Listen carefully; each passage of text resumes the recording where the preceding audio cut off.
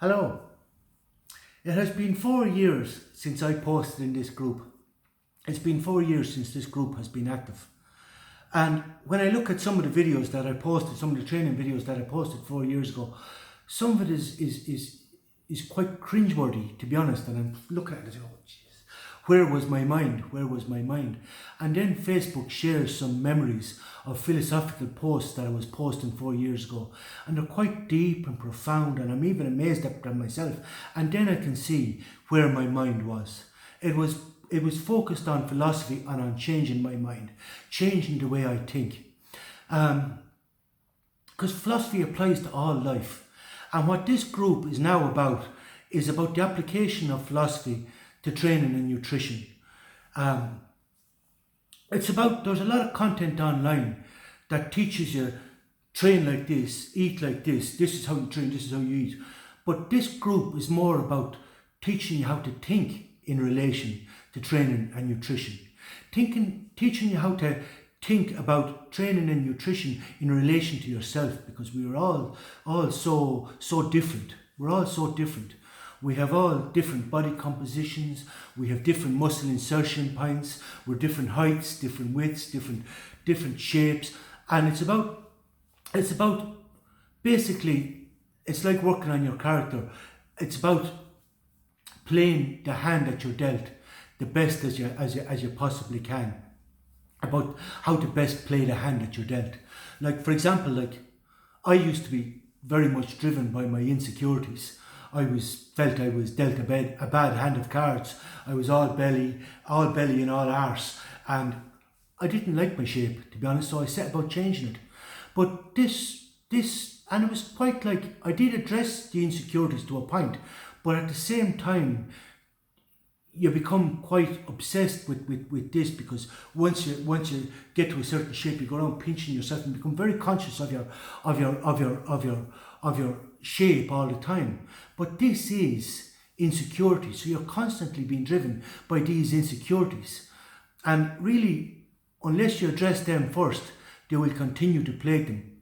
And the problem with being driven by your insecurities is you can be very subject to marketing, to exploitation from the different markets. You're subject to exploitation from the supplement companies. Oh, this will help you this will help you change your shape, this will help you change your shape. And you throw money at it and you grasp at anything that you think can possibly help you change this shape. So it leaves you very subject to exploitation from marketing. It also when you're driven by your insecurities, it can also, like, I think the best thing to do is first address the insecurities. Say to yourself, well, this is a starting point, this is a medium, and now I will take this medium and I will work towards a goal, towards a vision that I have for myself. Not driven by your insecurities, but driven by is it conducive to your goal? Is it conducive to your goal?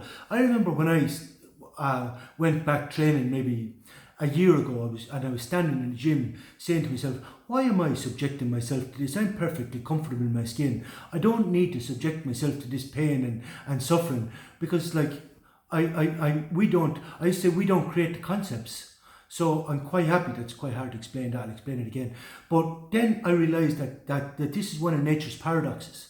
We can consciously change the concepts. If we focus on what is within our control, we can change, because you would have a concept of me.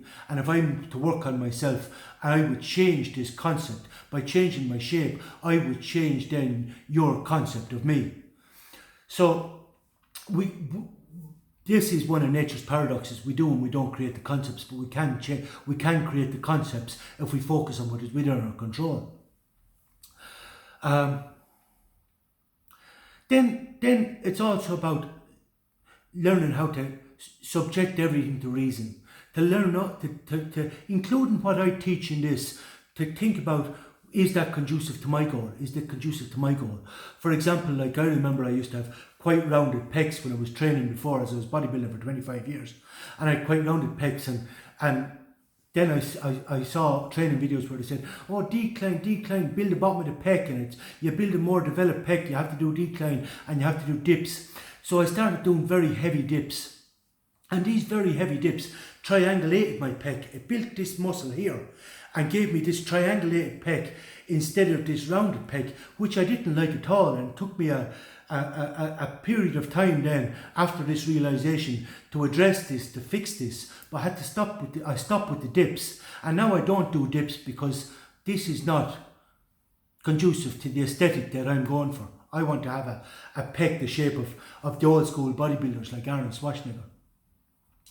Now, then I might look at myself now and my pecs have dropped and I have this fatty deposit here. So my first objective is to lift them up. It's like a boob lift. But so I concentrate very much more on back, and I start with incline chest, which means I want to build a structural integrity here to lift up the pecs, and then after this, when I've built a structural integrity here and a certain amount of muscle here, I will then go back to the flat bench, start with the flat bench and build the pec out once, as I say, I have the structural integrity to carry them. So basically, I also then will address my diet to get rid of these fatty deposits and develop the shape of chest that I want, not going through these generic exercises. I see a lot of people when they come to the gym, they don't think about their training and they don't think so much about their nutrition. They hand over the thinking to somebody else. They for example, they're handed a generic program. This is what you do. Yeah, the same generic program everybody gets. You know, on back day you do your lat pull down, on chest day you do this press, you do this press, you do this press, and then they might change your training every 4 weeks, but still a generic program that might not actually be conducive to your goals, to your aesthetic, or to look at your figure and to actually take the time to help you in achieving the physique, to play the hand that you're dealt, to work with the physique that you have, which is completely different to everybody else's. And we all have different metabolisms. Some people can eat sugar, some people work better with fats, but it's all about getting to know yourself. And as I said before, I used to be driven very much by my insecurities. But it's about when you address these insecurities, then it becomes about a journey, about getting to know yourself, about trying something, see how this works for you, trying different training, seeing how your physique is developing from this training, but thinking, why am I doing this exercise? What do I hope to achieve by this exercise? Why am I eating this? What is my intent? How do I think that this will impact on my body? So nearly everything you're eating with an objective. You're eating like, how will this impact on my body? How will this impact on my body? How would I like this to impact on my body? And then does it have the impact on your body that you thought it might have? And then you make adjustments to your diet, but incremental changes. I don't suggest that you go straight in and start with the avocados and the salads, because this is completely unsustainable. Like, for example, I'm eating in the evening, I'm eating roast potatoes, chicken legs. I eat chicken legs as opposed to chicken breast because there's more leucine in them. That's an amino acid that's essential for bodybuilding, for building muscle. But basically, I think about everything I eat. I think about every exercise I do. Why am I doing this exercise? Why am I eating this? And it becomes a journey about getting to know yourself. And not only getting to know yourself, but to actually work towards a vision that you have and that you want to achieve. Now, obviously, that vision has to be realistic. Like, you can't make a bulldog into a greyhound or a greyhound into a bulldog. Even though they're both dogs, they have completely different body shapes. So, but as I say, it's about working, doing the best you can and achieving a physique that you think is possible with your body shape, but being the best version of yourself and how to achieve this. Now, if I'm not being driven by my insecurities, I could ask myself, why am I training now? Why am I training now? And I'm training very hard now because I reached a point with philosophy where I feel I have enough work done in my mind now, and I can now take this new way of thinking and apply it to the development of the physique. And the reason I'm doing this is because it's conducive to my goal. I used to say before when I was, people would say to me about different activities I'd engage in, about the longevity of my life and about shortening the longevity of my life, to which I used to say, well, I don't vainly cling to life. I'm not afraid to die. I don't vainly cling to life. As Seneca said, you cannot enjoy an anxiety-free life if you're overly concerned about prolonging it. But at the same time, for me to do things I want to do, I need to be in a certain physical condition and I need to be around. I can't do much if I'm dead.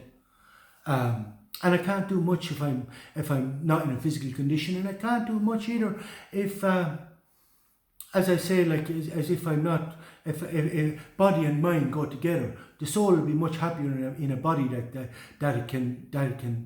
that's more functional. And I also enjoyed the power, to be honest, as well. I remember I went back hitting the bag recently, hitting the heavy bag.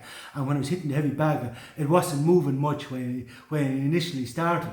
And I was quite surprised, because whenever I used to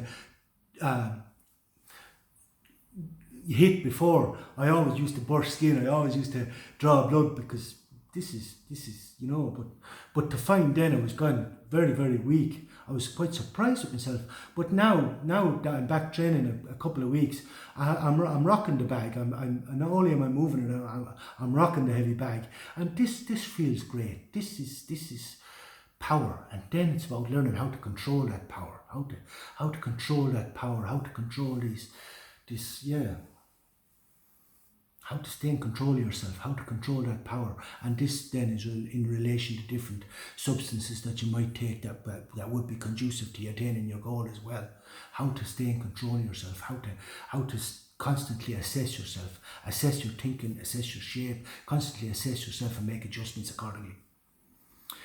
There's a €9.99 euro a month subscription for this group, because this is now my full-time occupation, and because of the workload involved for me, I have to get paid. I have to live, and I think that the value that I'm given in this group is great value for this fee.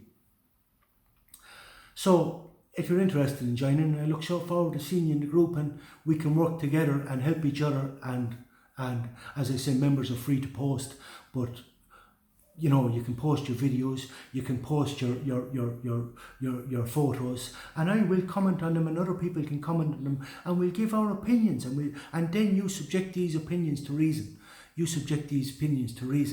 So we're going to help each other. It's an online community in which we all help each other to achieve our goals. I think that's all I have to say. As I say, if you join up, I'll see you in the group. Goodbye.